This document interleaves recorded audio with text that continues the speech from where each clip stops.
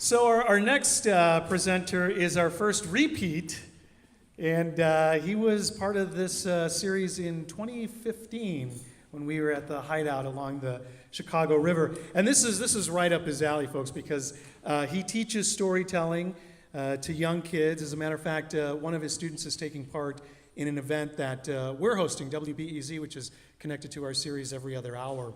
And not only that, he's a funny guy too. He's a comedian. So welcome back, Sonny Hogan. The book that saved my life or changed my life was the Bible. I know it's a bit passé and a bit on the nose, but I didn't go to a Korean Orthodox church. It was a little bit different, right?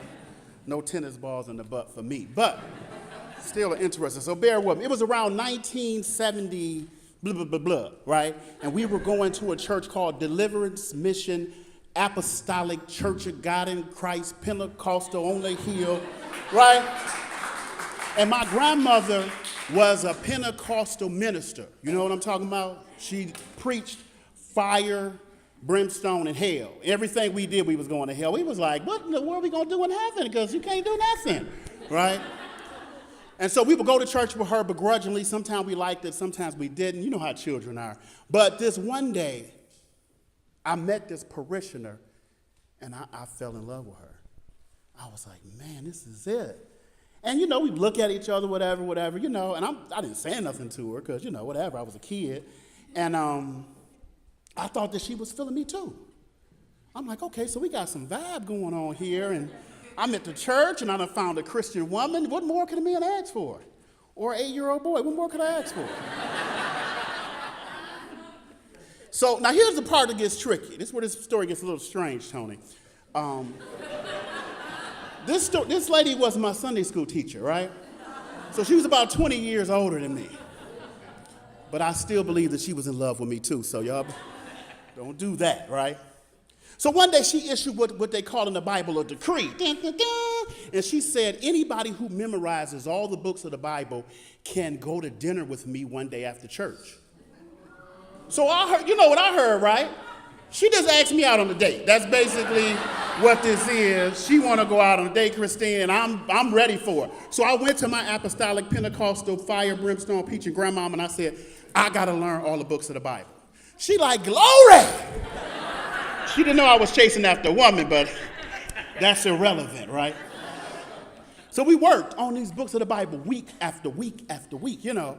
Genesis, Exodus, Leviticus, Numbers, Deuteronomy, Joshua, Judges, Ruth, 1st and 2nd Samuel, 1st and 2nd Kings, 1st and 2nd Chronicles, Ezra, Nehemiah, Esther, Job, Psalms, Proverbs, Ecclesiastes, Song of Solomon, Isaiah, Jeremiah, Lamentations, Ezekiel, Daniel, Hosea, Jonah, Obadiah, Jonah, Micah, Nahum, Habakkuk, Zephaniah, Zechariah. Look, you know the rest of them, right?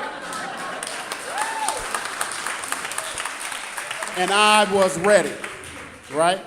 So when I went to church after memorizing all the books of the Bible, I had my best Sunday go-to-meeting clothes on. And all during church, I'm thinking, how am I going to propose to her and ask her to marry me?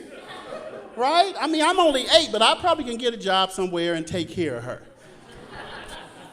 Don't ever underestimate the power of a beautiful woman, right?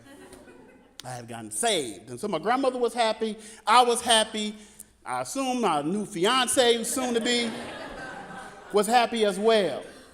So I sit through church, and I'm thinking of a game plan. The plan was to go to an all-you-can-eat place. I'm like, this is of God. This is of God. You know, how many more signs could I ask for, right? After church is over, I go get in her car.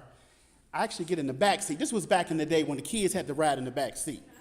And oddly enough, she got in the front, but she got on the passenger side. This is where this story got strange. I'm like, what's going on? What is she doing, right? And out of nowhere, this Goliath-looking person came out of the church, got in the car with us, and I'm like, well, who is he?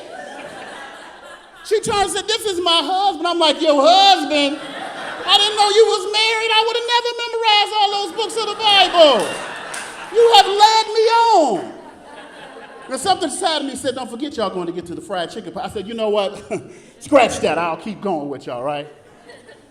I remember this guy was just so big, and when he turned around to back the car up, his hand went on the whole seat. It was like, so I was gonna say something to him like, hey man, what do you think you're doing up there with my woman? But when he put that hand back there, I was like, okay, I'm gonna chill out and let him do his thing, right? But I started to get out of the car, but again, we were going to a all-you-can-eat place, and I didn't want to turn down no free meals, right? God forbid. So I sat in the car, and of course, we never got married. She had a husband. I did eat the chicken, as you can see. I still had a residual effects here with me today. But because of my church experience and because of my grandmother helping me memorize the Bible, I eventually became a believer, got involved in the church, and still involved with it today. So this book changed my life.